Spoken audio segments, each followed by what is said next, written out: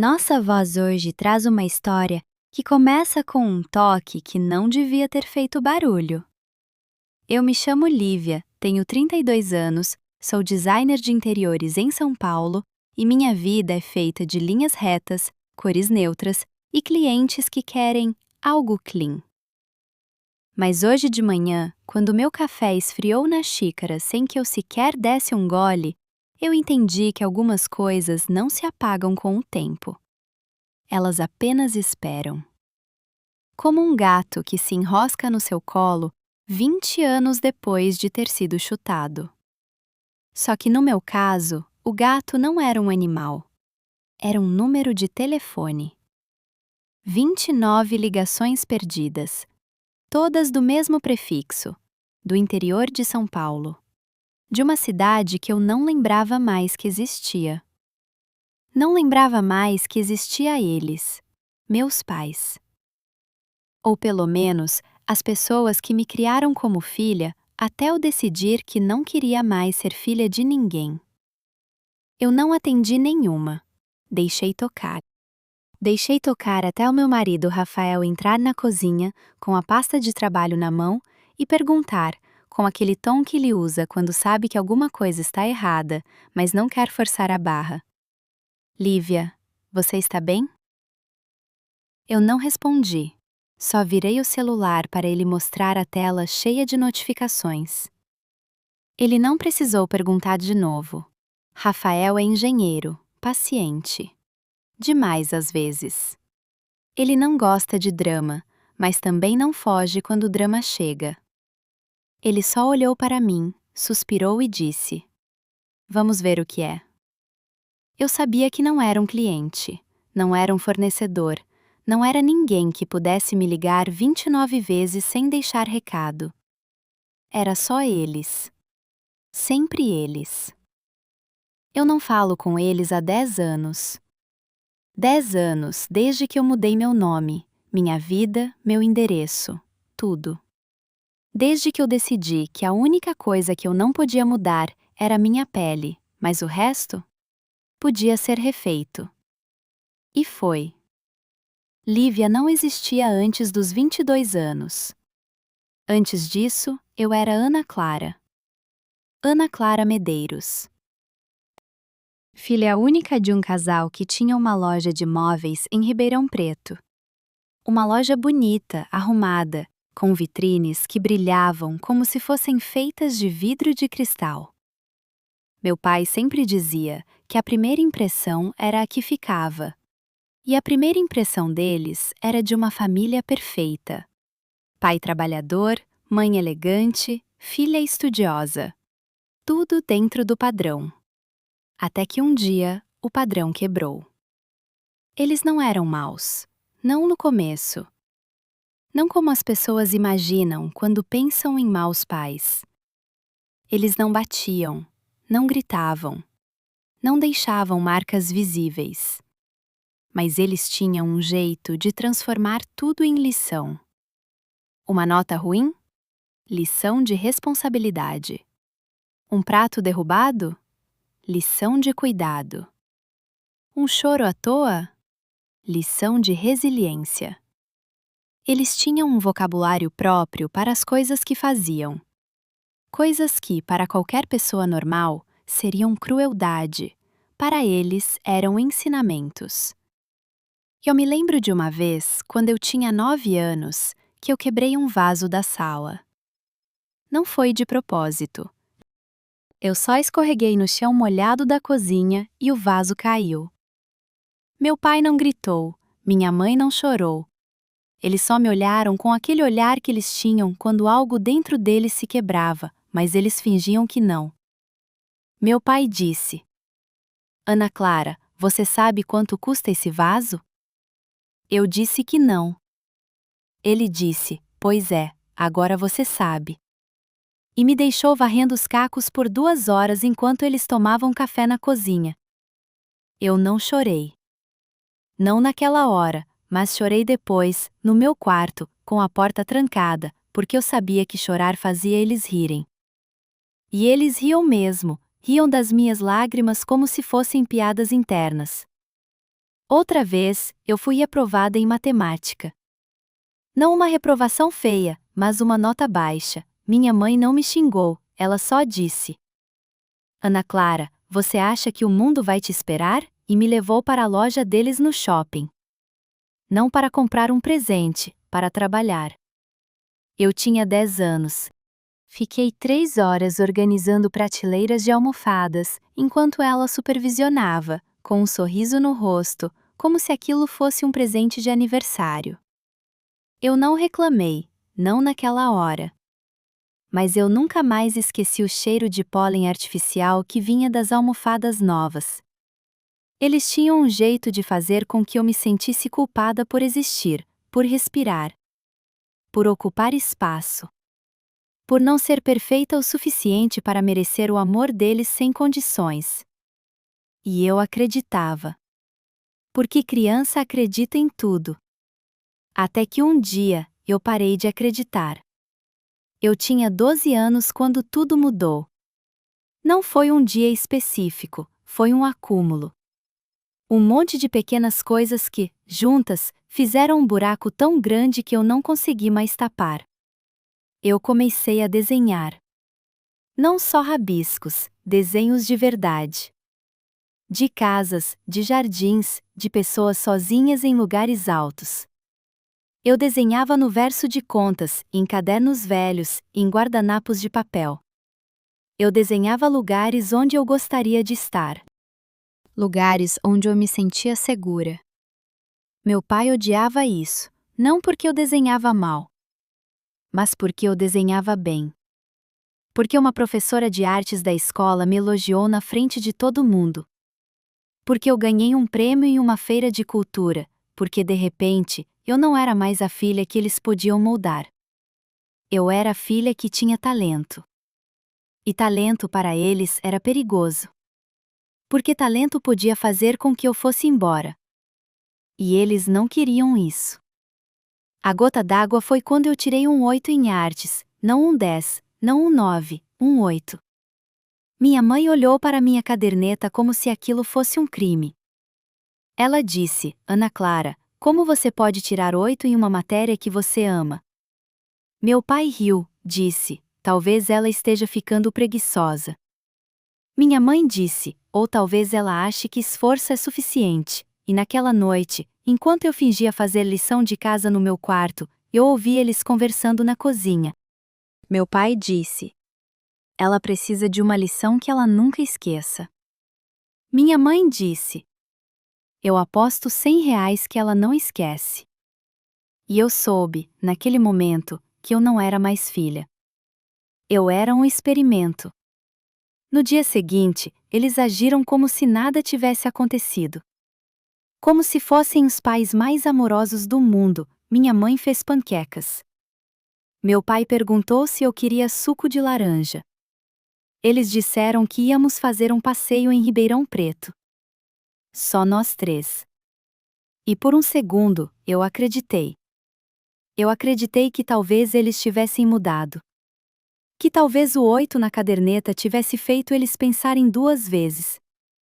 Que talvez, só talvez, eles quisessem consertar alguma coisa. Mas o passeio não era em Ribeirão Preto. Era em São Paulo. E não era um passeio. Era um teste. Eu não lembro direito como foi a viagem. Só lembro do cheiro do carro. Do som do rádio alto. Das perguntas que eles faziam como se fossem interessadas, mas que na verdade eram armadilhas. Você acha que é inteligente, Ana Clara? Você acha que meninas inteligentes estão prontas para o mundo? Você acha que a vida vai se importar se você estiver com medo? Cada pergunta que eu respondia, eles riam, como se eu fosse uma piada. Como se eles tivessem ensaiado aquilo. Quando chegamos em São Paulo, eu já sabia que alguma coisa estava errada. Mas eu não sabia o quanto. Eles estacionaram perto da Estação da Luz. Me disseram para esperar perto de uma coluna, enquanto eles iam buscar um lanche. 15 minutos, eles disseram. Talvez 20. Eu perguntei se podia ir com eles. Meu pai riu tão alto que as pessoas se viraram. 12 anos não é 2 anos, Ana Clara. Minha mãe se inclinou e sussurrou: não nos envergonhe na frente dos outros. Então eu fiquei. E eles foram embora. Eu esperei 15 minutos, 30. 45. 1 hora. 1 hora e meia. E a cada minuto que passava, meu coração batia mais forte. Eu tinha R$ 9 no bolso, nenhum telefone. Nenhum endereço escrito. Nenhuma ideia de como funcionavam os trens. Eu me senti menor do que nunca. Menor do que quando eu quebrei o vaso, menor do que quando eu tirei 8 em artes, menor do que quando eu chorei depois de um jogo de futebol porque os meninos do colégio tinham rido de mim. Eu comecei a andar de um lado para o outro, voltar para a coluna, afastar, voltar de novo, com medo de fazer a coisa errada, com medo de não fazer a coisa certa. E então, eu vi o carro passando devagar na rua em frente à estação. Era o nosso carro. Meu pai estava dirigindo, minha mãe no banco do passageiro. Eles estavam olhando para mim. Meu pai sorriu primeiro, não um sorriso de alívio. Um sorriso de quem acabou de ganhar uma aposta. Minha mãe abaixou o vidro, só o suficiente para que eu ouvisse ela gritar: eu aposto R$ 100 que você não consegue voltar para casa sozinha. E eles riram. Riram como se aquilo fosse a coisa mais engraçada do mundo. E eu entendi, naquele momento, eu entendi que eles não tinham me esquecido. Eles não tinham se distraído. Eles tinham me deixado ali de propósito. Porque eles gostavam de me ver com medo. Porque eles gostavam de me ver perdida. Porque eles tinham transformado o meu medo em um jogo. E o jogo deles era mais importante do que eu. Eu fiquei paralisada. Até que alguém me empurrou e murmurou: com licença. E o som de uma voz desconhecida me trouxe de volta. Eu corri de volta para dentro da estação. Não sabia o que fazer, não sabia para onde ir. Tentei ligar para alguém, mas não tinha ninguém. Tentei pensar no caminho para casa, mas casa parecia outro país. Eu sentei em um banco. Levantei, andei em círculos. Até minhas pernas doerem. Até o sol começar a se pôr. Até que eu parei de esperar que eles voltassem. Até que a espera acabou e o abandono começou. 3 horas depois, uma funcionária da estação, uma senhora chamada Maria, me viu andando de um lado para o outro pela terceira vez. Ela parou na minha frente e perguntou se eu estava perdida. Eu menti na hora, disse que estava esperando meus pais. Ela perguntou há quanto tempo, eu disse que não sabia. Ela perguntou se eu tinha comido, e foi aí que eu quebrei. Comecei a chorar tanto que mal conseguia respirar. E eu contei tudo, contei que eles tinham me deixado, contei que tinham passado de carro e rido, contei que minha mãe tinha feito uma aposta. Maria não reagiu como eles teriam reagido, não disse para eu me acalmar. Não disse que eu estava exagerando, ela se abaixou para ficar na minha altura e disse, bem claro: você está segura agora, e eu vou te ajudar. Ela chamou a segurança primeiro, depois a polícia. Um policial tomou meu depoimento enquanto outro verificava as câmeras da estação. Eles confirmaram que eu tinha ficado ali por muito tempo, e que um carro parecido com o nosso tinha passado devagar na frente da estação, antes de ir embora. Quando eles ligaram para meus pais, eu só ouvi metade da conversa. Mas nunca vou esquecer a expressão no rosto do policial. Ele passou de profissional cauteloso para descrença em 10 segundos. Ele perguntou se eles estavam voltando para São Paulo imediatamente. Depois ficou quieto por um momento, ouviu e disse: não, senhora, deixar uma criança de 12 anos sozinha em uma estação de trem não é uma lição de independência. É abandono de menor. Eu senti meu corpo gelar quando ouvi aquelas palavras. Não porque soavam duras, porque elas se encaixavam. Naquela noite, Eu estava em uma sala pequena com uma assistente social, enquanto um relatório era feito. Ela explicou que, como meus pais se recusavam a voltar imediatamente e ainda insistiam que aquilo tinha sido uma decisão educativa, eu não podia simplesmente ser mandada para casa, mesmo que eles mudassem de ideia depois. Haveria um encaminhamento de emergência até que o tribunal de família revisse o caso. Eu não entendia a maior parte da linguagem jurídica, mas entendia o olhar dela. Ela acreditava em mim. Mais do que isso, ela acreditava que eu não tinha sido segura muito antes daquele dia. Eu tinha medo quando eles me disseram que passaria a noite com uma família de acolhimento. Eu tinha crescido ouvindo histórias sobre o que acontecia com crianças que eram tiradas de casa. Mas então eu conheci os pais de Rafael. O casal que, sem saber, me salvou. Eles não eram perfeitos. Não eram glamurosos. Não tentavam parecer perfeitos. O pai, Carlos, era professor de história e tinha manchas de tinta nos dedos de tanto corrigir provas. A mãe, Sônia, era dona de casa e cheirava café e pão fresco. A casa deles era quente e bagunçada, de um jeito que fazia você se sentir em casa, não em um museu. Tinha uma luminária acesa na entrada, fotos de família na parede. Até uma cama de cachorro no canto, mesmo que o cachorro estivesse dormindo em algum lugar nos fundos. Sônia me perguntou se eu queria macarronada ou sopa. Carlos perguntou se eu preferia a luz do corredor acesa ou apagada na hora de dormir. Ninguém gritou quando eu disse que não sabia. Ninguém zombou quando eu chorei na mesa de jantar depois de comer só 2 garfadas e perceber que estava exausta demais para fingir que estava bem. Naquela primeira noite no quarto de hóspedes, eu mal dormi. Cada barulho de carro na rua me fazia pular. Cada rangido no corredor me fazia sentar na cama. Mas, mesmo com todo aquele medo, um pensamento não saía da minha cabeça. Uma estranha na estação tinha me mostrado mais bondade em 5 minutos do que minha mãe tinha mostrado em anos. Eu não tinha as palavras para aquilo ainda, só sabia que o mundo parecia diferente de repente. E uma vez que você vê que outras pessoas são capazes de te proteger, fica impossível continuar chamando crueldade de normal. Os dias que se seguiram foram como viver dentro da vida de outra pessoa. Eu ia da casa dos pais de Rafael para reuniões com assistentes sociais, depois para avaliações psicológicas, depois para um prédio do Tribunal de Família no centro da cidade, onde adultos falavam em vozes cuidadosas sobre o meu futuro, como se fosse algo frágil e urgentemente importante. Meus pais apareceram com o advogado e a mesma atitude que sempre tinham tido em casa. Calmos. Ofendidos, um pouco divertidos que alguém estivesse levando aquilo tão a sério. Minha mãe usava um blazer azul marinho e brincos de pérola como se parecer respeitável fosse apagar o que ela tinha feito. Meu pai cruzava os braços e se recostava na cadeira, como se aquilo tudo fosse um inconveniente que ele iria superar eventualmente. Eles não negaram ter me deixado na estação. Isso foi o mais incrível, eles admitiram.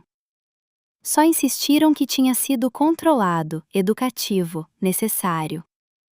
Minha mãe disse que eu precisava de uma lição que nunca esqueceria. Meu pai disse que crianças no Brasil tinham ficado muito moles e que alguém precisava lhes ensinar como o mundo real funcionava.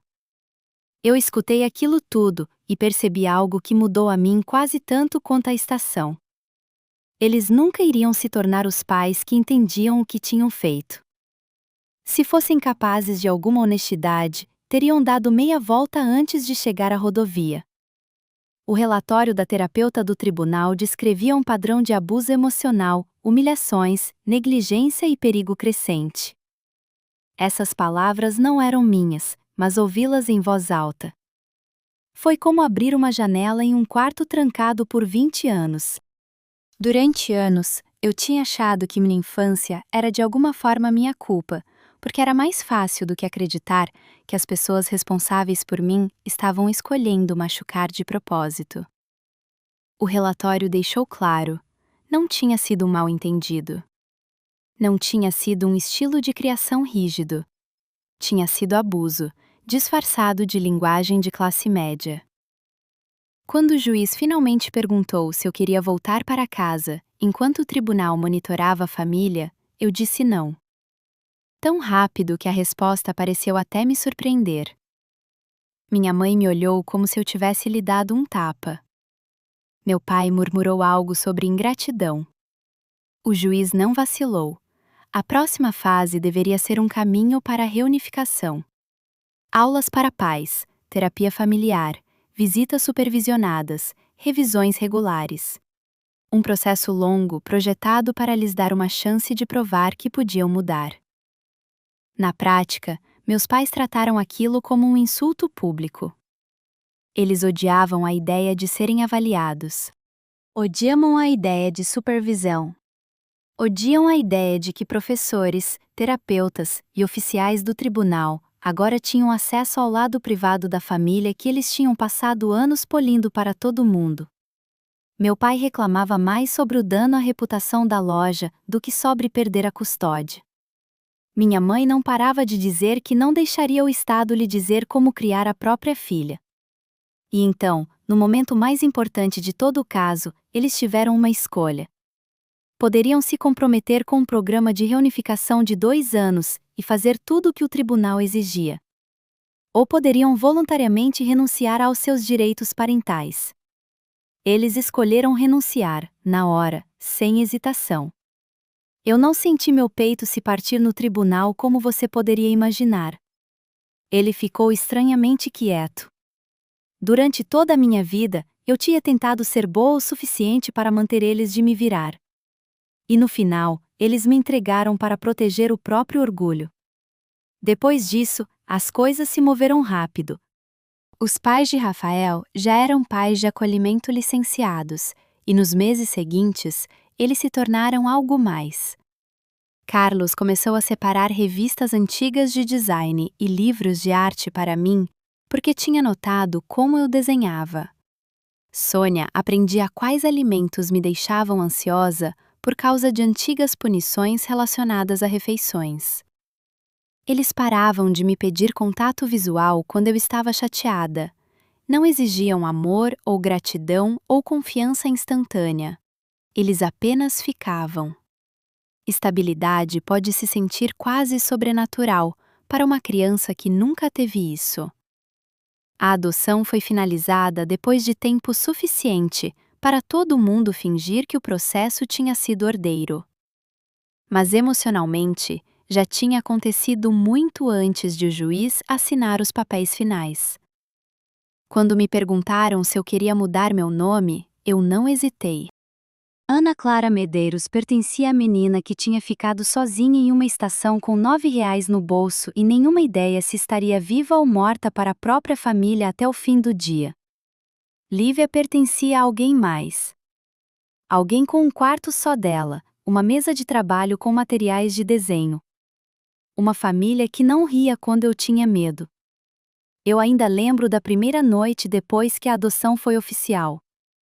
Sônia colocou lençóis frescos na cama como fazia todos os domingos. Carlos deixou um novo caderno de desenho na minha escrivaninha, e ninguém fez um discurso sobre como eu devia me sentir sortuda.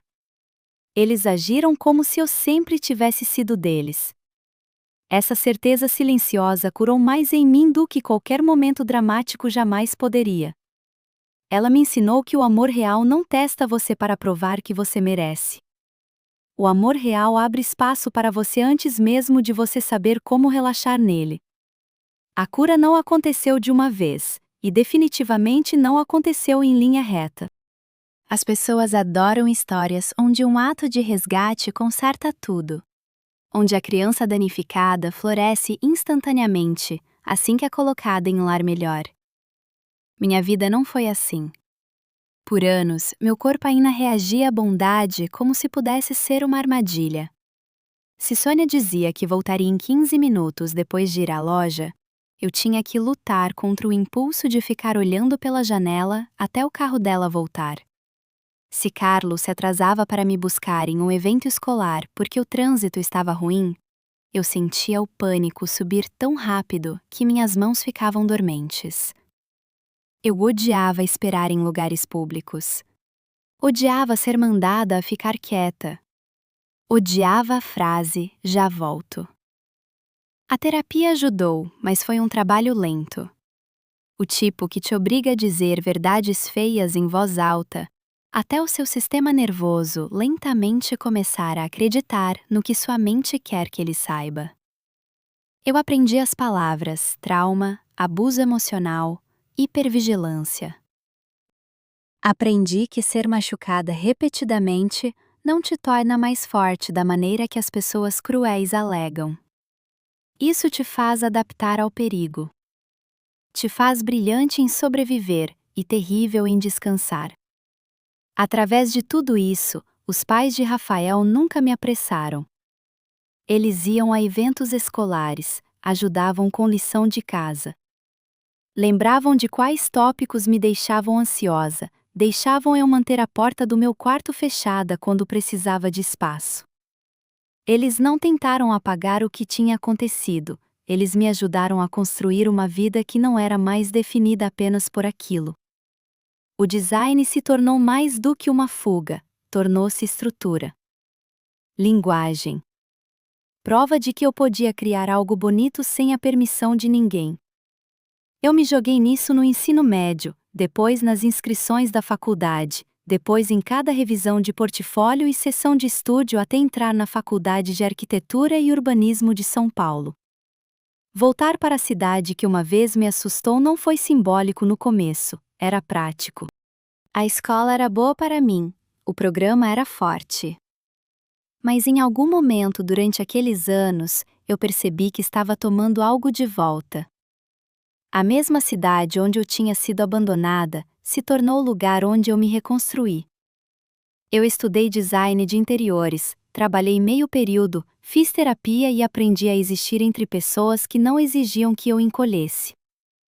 Depois da graduação, consegui um emprego em uma empresa de decoração em Florianópolis. E pela primeira vez na vida, eu vivia longe o suficiente de Ribeirão Preto para que a geografia estivesse do meu lado. Florianópolis me deu espaço. Ruas novas. Novos hábitos. Novo clima, ar salgado o suficiente para clarear minha cabeça. Eventualmente, comecei a pegar clientes freelance, depois abri meu próprio estúdio. Construí uma reputação por contar histórias visuais limpas. O tipo de trabalho que ajudava as pessoas a dizer claramente quem eram e pelo que se importavam. Às vezes, a ironia disso tudo era quase engraçada. Minha carreira toda cresceu a partir do fato de que eu tinha passado a infância presa dentro das mentiras de outra pessoa. Eu conheci o Rafael em uma festa de inauguração de um amigo. Ele era engenheiro de software. Paciente de um jeito que não parecia performático e muito difícil de abalar. Na nossa terceira saída, eu contei que tinha uma história familiar complicada. Na quinta, contei um pouco mais. Meses depois, quando finalmente contei sobre a Estação da Luz, ele não interrompeu. Não superreagiu. Não ofereceu nenhuma frase preguiçosa sobre como tudo acontece por uma razão. Ele simplesmente estendeu a mão por cima da mesa, segurou a minha e disse: "Isso nunca deveria ter acontecido com você." A simplicidade disso quase me desfez. Nós construímos nossa vida da mesma maneira que eu tinha me reconstruído. Devagar, deliberadamente, com espaço para a honestidade. Nós nos casamos em uma cerimônia pequena, com Carlos me acompanhando até o altar e Sônia arrumando meu vestido enquanto tentava não chorar. Adotamos um cachorro vira-lata chamado Max, com uma orelha rasgada e a alma cautelosa de algo que também tinha sido deixado para trás cedo demais. Eu bloqueei todas as contas que meus pais biológicos tentaram usar para entrar em contato comigo. Facebook, Instagram, e-mails antigos. Até mudei meu número uma vez, depois de uma mensagem de voz de uma linha de Ribeirão Preto que me deixou tremendo por uma hora. Eu não falava sobre eles a menos que precisasse. Não visitava Ribeirão Preto. Não usava meu nome de nascimento. Na maioria dos dias, podia passar semanas sem pensar em Ana Clara Medeiros. Essa era a vida que eu tinha construído, quando as 29 ligações chegaram.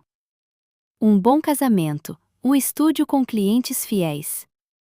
Caminhadas matinais com Max. Jantares com amigos, ligações de domingo com Carlos e Sônia. Uma vida tão quieta e completa que às vezes eu me perguntava se a paz sempre parecia estranha para as pessoas que não tinham crescido lutando por ela. Até que meu telefone acendeu com 29 ligações perdidas de um número de Ribeirão Preto. E o chão sob aquele pedaço de mim se moveu. Havia uma mensagem de voz. Depois um e-mail de um endereço que eu não conhecia. Depois uma solicitação de conexão no LinkedIn. Essa foi a parte que me fez entender que aquilo tinha levado esforço. Alguém tinha procurado. Alguém tinha finalmente conectado Lívia, designer em Florianópolis, a menina que eles tinham rido enquanto passavam de carro na frente da estação. Eu sentei na bancada da cozinha com o telefone na mão, enquanto Max pressionava a perna contra mim, e Rafael observava meu rosto ficar branco. Eu tinha passado 20 anos garantindo que o passado ficasse enterrado. O que quer que estivesse acontecendo agora tinha desenterrado aquilo com as duas mãos. A mensagem de voz não era da minha mãe. Era da minha irmã mais nova, Beatriz. Eu não ouvi a voz dela desde que ela era uma garotinha correndo pelo corredor com meias descombinadas, nova demais para entender por que o ar na nossa casa sempre parecia carregado. A voz dela soava mais velha. Mais rouca. O tipo de voz que a vida pressiona até ficar assim. Ela disse que nossa mãe tinha câncer em estágio avançado. Que nosso pai tinha sofrido um AVC leve 6 meses antes. Que as lojas tinham fechado. Não estavam em dificuldades. Fechadas. Uma por uma, vendidas com prejuízo depois que a história da estação, que eu pensava ter sido enterrada nos registros do tribunal, ressurgiu da pior maneira possível para eles. Um parente tinha postado sobre o incidente da estação em um grupo local do Facebook depois que minha mãe, em um ato de hipocrisia impressionante, deixou um comentário em uma postagem de outra mãe sobre como as crianças hoje em dia precisavam de disciplina mais forte. Esse comentário abriu a porta. Vizinhos antigos começaram a falar. Uma ex-funcionária do tribunal, que provavelmente deveria ter se importado com os próprios negócios, não se importou, insinuou que os rumores eram verdadeiros. Alguém encontrou um breve de jornal sobre um caso de custódia ligado a uma investigação de abandono de menor. Depois, um ex-funcionário das lojas entrou na conversa sobre como meus pais eram na vida privada. A imagem que eles tinham passado décadas cultivando desmoronou em público rápido e feio. Clientes pararam de ir. Pessoas dirigiam para lojas de departamentos maiores na cidade vizinha, ao invés de lhes dar outro centavo. Amigos da igreja ficaram quietos. Grupos cívicos pararam de ligar. Ribeirão Preto, que uma vez os tinha protegido com fofocas e polidez, virou as costas para eles com as mesmas ferramentas. Beatriz disse que eles estavam vivendo em um apartamento subsidiado nos arredores da cidade agora. Sem casa. Sem lojas. Sem status. Sem versão da velha família para se esconder dentro. E então ela disse a frase que me disse exatamente por que tinham havido 29 ligações perdidas, ao invés de uma mensagem respeitosa. Eles queriam que eu voltasse. Não porque tinham se tornado pessoas diferentes de repente. Não porque o tempo os tinha tornado corajosos o suficiente para encarar a verdade. Porque eles estavam sem opções e com medo de morrer sozinhos. Eu perguntei a Beatriz por que ela estava ligando, se sabia que eu tinha todo motivo para não atender. Teve uma pausa longa. Depois ela disse, porque eu queria que você ouvisse de alguém que não está mentindo para você. Ela me contou que tinha cortado o contato também. Não anos antes. Recentemente. Depois de se tornar mãe e finalmente pedir cópias dos documentos do tribunal para entender o que realmente tinha acontecido no dia em que eu desapareci da família. Meus pais tinham passado anos lhe contando uma versão diluída, que eu tinha exagerado. Que o Estado tinha exagerado. Que eu tinha sido manipulada por pais de acolhimento que queriam uma filha.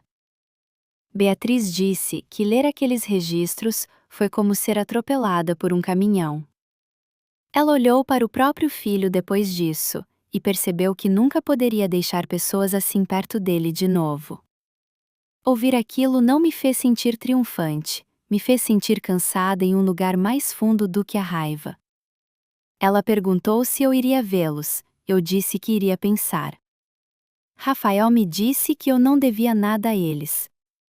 Sônia me disse que qualquer coisa que eu escolhesse tinha que ser pela minha paz, não pelo conforto deles. Carlos disse, muito quieto, que algumas pessoas só procuram a ponte depois de terem queimado a casa. Eu sentei com aquilo a noite toda. De manhã, eu sabia de uma coisa claramente: eu não iria voltar para salvá-los. Eu iria voltar para encerrar aquilo na minha voz. Peguei um voo para São Paulo 2 dias depois e dirigi o resto do caminho até o hospital onde minha mãe estava internada. O quarto cheirava a desinfetante e medo velho. Meu pai parecia mais velho do que eu tinha imaginado, menor. Como se doença e desgraça finalmente tivessem reduzido ele ao homem comum por baixo da performance. Minha mãe ainda tinha aquele rosto arrumado instintivamente, mesmo metade doente. Como se dignidade fosse algo que ela podia aplicar como batom. Por um segundo, ninguém falou. Depois minha mãe começou a chorar antes mesmo de eu me sentar. Não um choro quieto, o tipo feito para chamar atenção. Ela disse meu nome. Meu nome velho. Eu corrigi uma vez, só uma vez. Lívia. Ela sentiu, secando o rosto. E meu pai disse que eles tinham cometido erros. Erros. A mesma palavra covarde que as pessoas usam quando a verdade é feia demais para ser dita em voz alta. Eu disse não. Um erro é perder a saída da rodovia. Um erro é esquecer o leite na loja. O que eles fizeram foi deliberado. Eles deixaram uma garota de 12 anos sozinha em uma estação de trem em uma cidade que ela não conhecia. Riram enquanto ela entrava em pânico. E passaram 20 anos mentindo sobre aquilo para se protegerem. Meu pai começou a falar, provavelmente para explicar, mas eu não tinha vindo até ali para ouvir outra defesa embrulhada em linguagem mais suave. Eu disse a eles que eles tinham transformado meu medo em um jogo. E a razão pela qual eles estavam sentados ali agora, sem um negócio, sem respeito e sem nenhuma das filhas ao lado, era porque jogos acabam. As pessoas descobrem. As crianças crescem. A verdade alcança até mesmo pequenas cidades que pensam que o silêncio pode enterrar qualquer coisa. Minha mãe perguntou se eu podia perdoá-los. Eu disse a ela que perdão não era uma dívida que eu devia a pessoas que só vieram me procurar quando as próprias vidas desmoronaram. Eu disse a frase que carreguei em alguma forma desde os 12 anos. Vocês apostaram se eu conseguiria voltar para casa sozinha. Eu fiz. Só não voltei para deles. Eles choraram então. Mas pela primeira vez, suas lágrimas não me moveram. Eu não fui cruel. Não gritei. Não os insultei. Essa foi a parte que mais me surpreendeu, a vingança, quando finalmente chegou, não soou alta, soou fria. Clara. Exata. Eu disse a eles que não pagaria contas, não gerenciaria cuidados. Não restauraria contato. Que Beatriz tinha todo o direito de proteger o próprio filho deles. Que minha família estava em Florianópolis e em Ribeirão Preto com as pessoas que tinham realmente ganhado aquela palavra. Depois eu me levantei. Meu pai perguntou se aquilo era realmente um adeus. Eu olhei para ele e disse que o adeus tinha acontecido 20 anos atrás.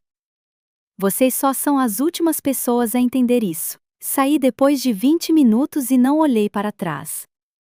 No estacionamento, o ar parecia fino e brilhante. Fiquei ali com as mãos tremendo.